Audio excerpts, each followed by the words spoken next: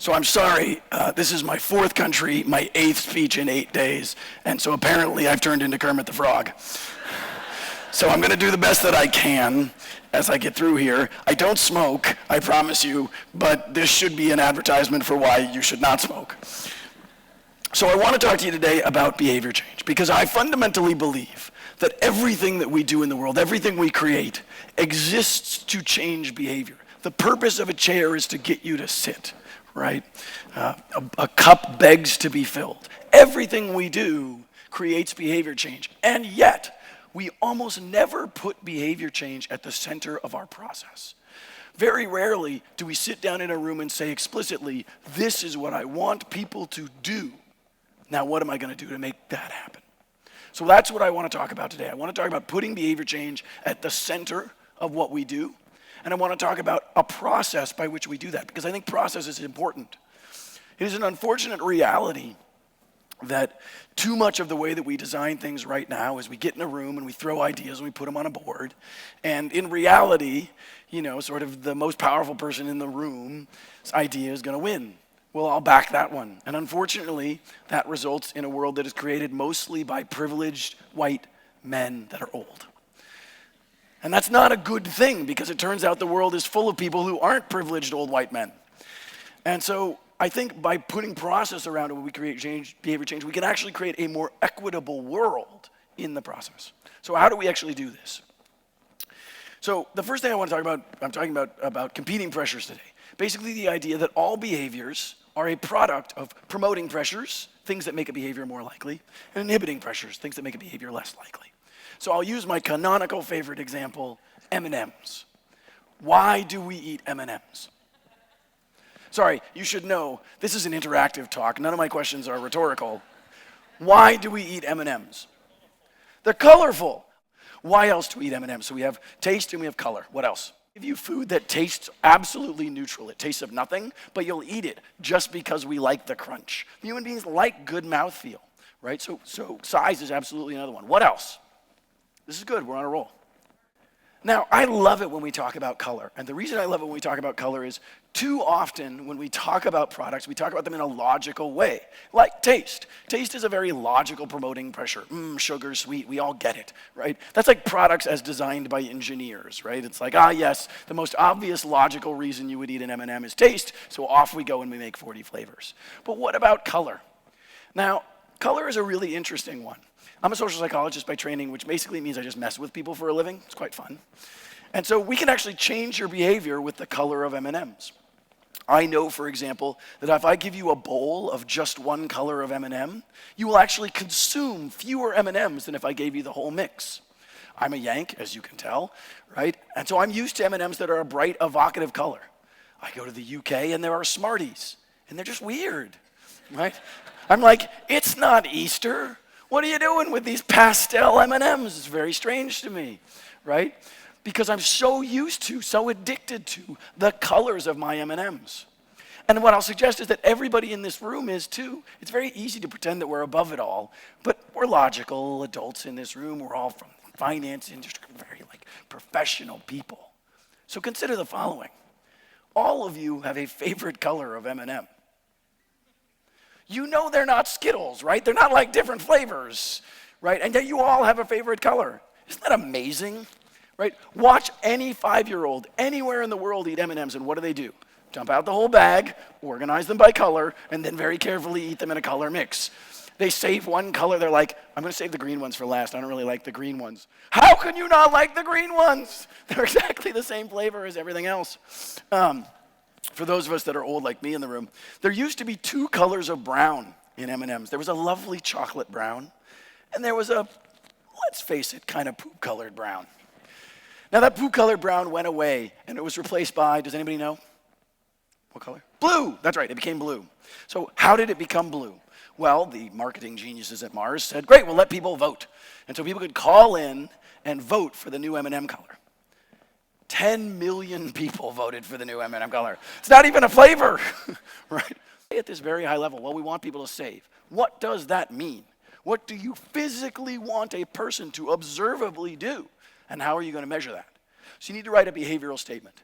What is a behavioral statement? When population has motivation, and they meet these limitations, they will behavior as measured by data. So let's use Uber. When population, who's Uber for? Everyone. Now this is, by the way, incredibly unusual. As an investor, when a startup comes to me and says, we're for everyone, I'm like, no, you're not. I promise you, you're not. But Uber really is. I think if a chicken could have called an Uber, they would have taken him across the road in a heartbeat. Amazing if you could peck on that phone. So when someone wants to, what? We already identified this. What's the motivation? Go somewhere. Go from point A to point B. Now, there are some limitations to using Uber. What are the limitations to using Uber? Say again? Credit card. This is a great one. So people forget this. But at the time that Uber was launched, 30% of Americans did not have an electronic form of payment. 30% of Americans literally could not use Uber because they could not pay for it. Right? Huge limitation. And then there are all the traditional ones. You have to have a phone, you got to have the app, you got to have connectivity, there have to be Ubers near you. There's all these limitations, right? What's the behavior Uber wants? Take an Uber, right? Uber, one of the reasons Uber was so successful is because they have the simplest behavioral statement you could ever ask for. Their behavior is abundantly clear. Take an Uber. It's not save, where we have to try and figure out what that means. Take an Uber, I can physically observe. Are you taking an Uber now? No. I'll just follow you around until you do, and then that's one. Right? And then there's an additional piece of that, which is counting it, data. How will I measure the behavior happen? Why is Uber in such good position? Because they have perfect fidelitous data. M&Ms is a mess. This is Mars's biggest challenge. How do M&Ms actually work? Well, I make them at a factory, and then I ship them to a distributor in a big truck. And I kind of know how many bags of M&Ms are in that truck, hopefully. If I have a good, sort of inventory management system, I know how many M&Ms are in that truck. Their relationship, emotionally and behaviorally, with money. When does it make you feel good? When does it make you feel bad? When do you argue about it? When do you worry about it? When does it make you feel empowered? Right? How do you management? Where do you feel, like literally, physically management? Where does your money sit? Does it sit in a wallet? Does it sit in a purse? How do you get money out of an ATM? Just understanding the behavior around money. And that's what led our site forward. It was not, hey, what's the heat map of where people click? The traditional technology data. We didn't even look at that. It wasn't helpful.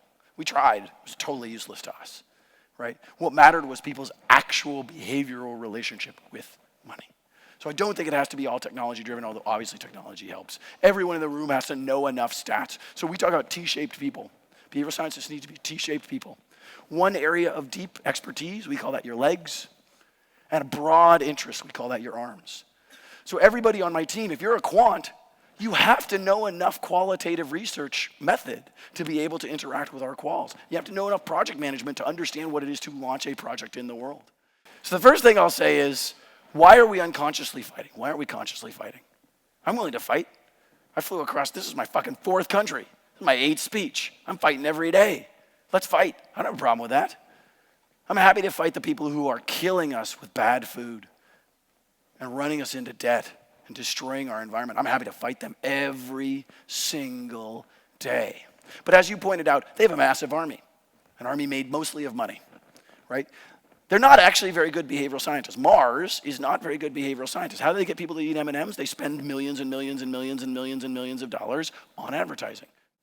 I will tell you what I believe to be the most powerful promoting and inhibiting pressure there is. The most powerful pressure, and it's identity. Identity. Human beings are defined by our desire to both stand out and fit in, right? That need to both stand out and fit in drives almost all of our discretionary spending. What is it on? It's on food and clothes. Instagram has shown this better than anyone. We struggle to find our tribe and yet also be unique. I call it the snowflake in a blizzard sort of paradox. So I fundamentally believe the thing that holds us back mostly is our own identity. We don't think of ourselves as behavioral scientists. We don't think of ourselves as capable of science. Science is something that PhD people do in some sort of lab somewhere. I fundamentally believe science is a living, breathing process that everyone in this room is capable of deploying and that we all can use to make things better. But it requires us to confront our own identity. Our own insecurities are about our ability to do science. Right? Everyone in this room agrees at this point that data is important, but we're afraid of it. Oh, I'm bad at math. I don't know statistics. I don't want to learn statistics. Let me tell you, I could teach a statistics class here that would teach you all the statistics you need to know to be a relatively decent behavioral scientist. It would only take about 2 hours, and it would use no technical terms whatsoever, right? A regression is very, very easy. A correlation, a causation, these things, when we create fancy terms for them, they are explainable. But they require us to confront our own identity, to not shut down, to not say, I can't do this. Remember my T-shaped people, right? You all have legs. We're confident in our legs, and we drill down with our legs, and we make them longer and longer and longer because of our expertise, and we feel comfortable there. Don't neglect your arms. Your arms are what let you fly. You have to be willing to take risks with the things that you don't know. It is a risk for me to get on stage today after 4 countries and 8 talks and sounding like Kermit the Frog. I could come up here and bomb, and believe me, I do sometimes bomb this talk, although this one's going pretty well. You have to be willing to take on the things you do not already know. And so to me, the thing most likely to hold us back from applying this is our fear. It's our identity. It's the inhibiting pressure that is shame. And so I hope you all walk away unashamed, brave, with this gentleman and with me, like fighting, not unconsciously, but consciously fighting every day. Because that is how we win. That's how you save lives. That's how you keep families together, because you help them control their money in a positive way. It's how we educate people. It's how we save the environment, which we so desperately need to do. Fight every day. I'll see you for drinks.